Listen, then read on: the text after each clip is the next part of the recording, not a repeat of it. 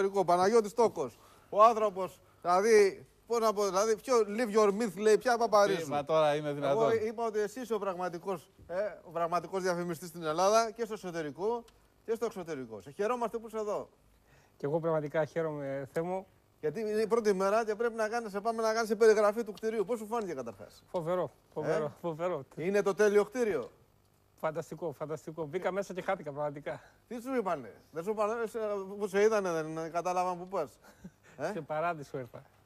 Η παράδοση, έτσι. Και κοίτα να δεις τώρα, σε βλέπω εσένα που τρέχεις εκεί με το μικρόφωνο και με την κάμερα. Πόσα χρόνια κάνεις την εκπομπή? Την εκπομπή την κάνω 20 χρόνια περίπου. Άκου να δεις. Μια 20ετία μόνος, χωρίς στήριξη από κανέναν. Με δικές μου δυνατότητες. Το κανάλι δεν μας πληρώνει.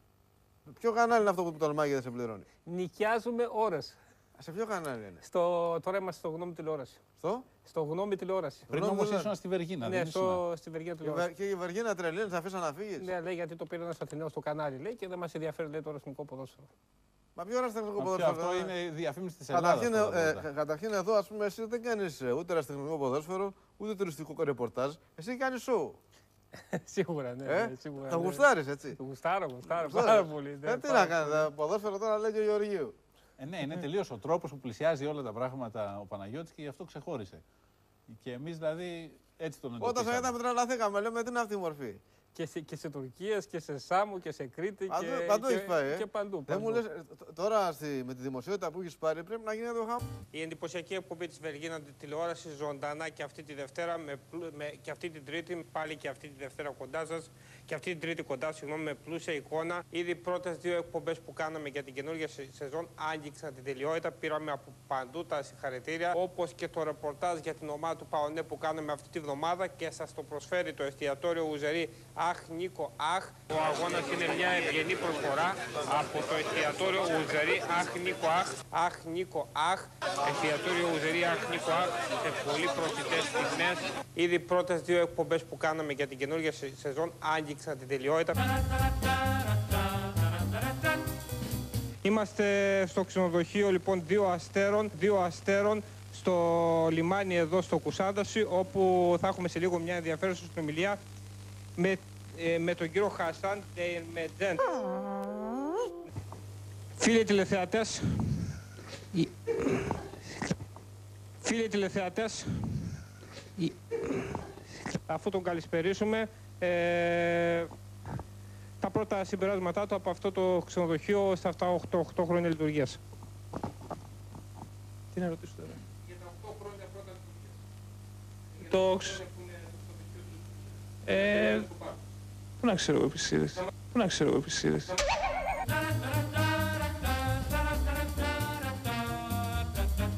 Κυρίες και κύριοι, και πάλι σε ένα πρωτότυπο ρεπορτάζ εδώ έξω από το Πυθαγόριο της Σάμου. Βρισκόμαστε έξω από το Πυθαγόριο, όπου είμαστε σε ένα βεζινάδικο με αυτόματο πολιτή. Είναι κάτι το πρωτότυπο. Όπως βλέπετε, βάζουμε το χαρτονόμισμα των 5 ή 10 ευρώ εδώ. Το βλέπετε, των 5 ή 10 ευρώ εδώ. Και από εκεί και πέρα, το επόμενο βέβαια βήμα είναι να πάρεις να πάρεις μόνο σου αυτό εδώ που βάζει τη βενζίνα, την αντλία, και να το βάλεις στο όχημα που έχεις, είτε στο μηχανάκι είτε στο ΙΟΤΑΧΗ αυτοκίνητο. Ένα πρωτότυπο λοιπόν ρεπορτάζ με την αυτόματη βενζίνα.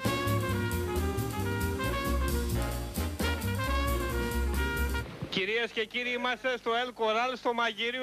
Από εδώ ξεκινάνε τα πάντα. Από εδώ είναι η τέλεια γεύση στο φαγητό. Ο μάγειρας, ο οποίος μας ετοίμασε 2 μακαρονάδες, τις έχουμε φάει special. Να δούμε πώς ετοιμάζονται όμως, θα μας τις πει. Λάζαρο και Άγια για τον κύριο Παναγιώτη. Πώς γίνονται αυτές, ρε μάγειρα, αυτές οι μακαρονάδες, με τι συνταγή, υπάρχει συνταγή? Ευχαρίστως, άρχισε να έρθει, αλλά ήρθες όμως.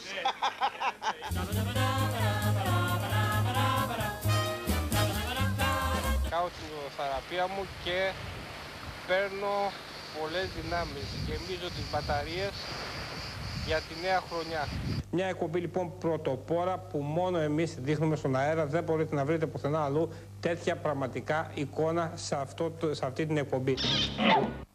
Υγειοθεραπείες και πισίνες είσαι ο πρώτος, έτσι. Καλά. Θέμω όλο το καλοκαίρι, όλο το χειμώνα Τρέχουμε. Είμαστε σε πίεση. Μεταδίδω 20 παιχνίδια το Σαββατοκύριακο. Άντε, σε ποιο Ναι. σταθμό. Στο γνώμη τηλεόραση τώρα, πιο παλιά στο Βεργίνα, και είπα και το Βαγγέλη πριν αρχίσει την εκπομπή, κάνω από τις 3 ώρα το πρωί, από τις 3 το απόγευμα μέχρι τις 3 το πρωί, παιχνίδια ένα πίσω από το άλλο από το στούντιο. 20 παιχνίδια το Σαββατοκύριακο. Για βάλουμε πόσες ώρες είναι. Και του λέω, θα τα λες τα ονόματα, μερικά θα λες ότι σου κατέβει και μου λέει, όχι, τους ξέρει όλους. Τους ξέρω όλους που ξέρει όλα τα ονόματα. Ερασιτεχνική, ποιο. Ερασιτεχνικό μεταδίδω από Δέλτα εθνική κατηγορία μέχρι τη Γάμα ερασιτεχνική μέχρι και το πρωτάθλημα του Μπάε. Τα προτιμάς αυτά. Ναι, Από τα άλλα. Είμαι ο πρώτος και με διαφορά. Εσύ έχει μεγαλύτερη φάση. Αγγίζει τελειότητα, όπως Την λέει. τελειότητα αγγίζουμε. Τρομερή Ατάκα. ατάκα. Λοιπόν, πες μου, πώς να καταλαβαίνουμε κι εμείς εδώ Ναι. πότε μια εκπομπή αγγίζει την τελειότητα και πότε βγαίνει ψιλοχάλια. Η τελειότητα αγγίζει όταν πραγματικά κάνουμε μια περιγραφή σούπερ. Περιγραφή να μην κάνουμε ούτε παραμικρό λάθος, να είμαστε στο μυαλό μας εκεί πέρα. Όπως τόκος. Ναι, και στα ρεπορτάζ να δίνουμε πάθος ζωή. Τελείως. Θα πάμε και θα τα δώσουμε Μας όλα. να δείξει το ίδιο πάθος έχεις και στο ποδόσφαιρο. Ναι. Το ίδιο και στην πισίνα. Έτσι που είπες στην ατάκα, αυτή η πισίνα είναι για πάρτι μας. Ναι. Το ίδιο και στο. Εκεί που είπα, κατευθείαν με είπε ο ξενοδόχος στην Κρήτη, με λέει φεύγετε όλοι από εκεί, λέει. Τώρα αυτή η ώρα είναι για τον Παναγιώτο Τόκο, τελείωσε να ξεκουραστεί, λέει. Τελείως θα μπει μέσα, κανένας δεν θα μπει μέσα, λέει. Τελείως, μόνο ο Τόκος, λέει. Και τους έδιαξε, τους άλλους πέταξε έξω. Έξω, μόνο εγώ κολυμπούσα. Τι ήταν, τίποτα ταλέπορ Γερμανοί, τίποτα. Ναι, κάτι από σκανδιναβικά κράτη και από καθυστερημένοι. Μα σε βλέπω πάντως, συγγνώμη που διακόπτω, πολλές φορές που μιλάς και με ξένους, με Γερμανούς, με Άγγλους, με Ιταλούς. Έκανα και μια συνέντευξη στο Μαραντόνα από το Κουσάνταση. Ο Μαραντόνα του Κουσάνταση. Ήξερε λίγα σπαστά ελληνικά και με συνεννόησε, όσο και σαν βουβός κινηματογράφος που λέμε. Τα κατάφερε και ήταν φοβερό. Ήταν ωραία συνέντευξη αυτή, γιατί ο ένας μιλούσε τουρκικά, όλους ελληνικά. Και τον έκανε Μαραντόνα τον Τούρκο και ο Έλληνας ήταν ο Παναγιώτης. Είχε φοβερή πλάκα. Κάτσε εδώ, Παναγιώτης Τόκος, μεγάλη μόρφη. Αλλά είσαι και καλόκαρδος άνθρωπος, έτσι. Έχεις παιδάκια, έχεις οικογένεια. Ναι, όχι, είμαι ελεύθερος. Τώρα όμως θα μαζευτούν οι νύφες τώρα, Παναγιώτη. Ελεύθερος είσαι. Ναι. Αγγίζει την τελειότητα. Αγγίζεις εδώ, αγγίζεις την τελειότητα.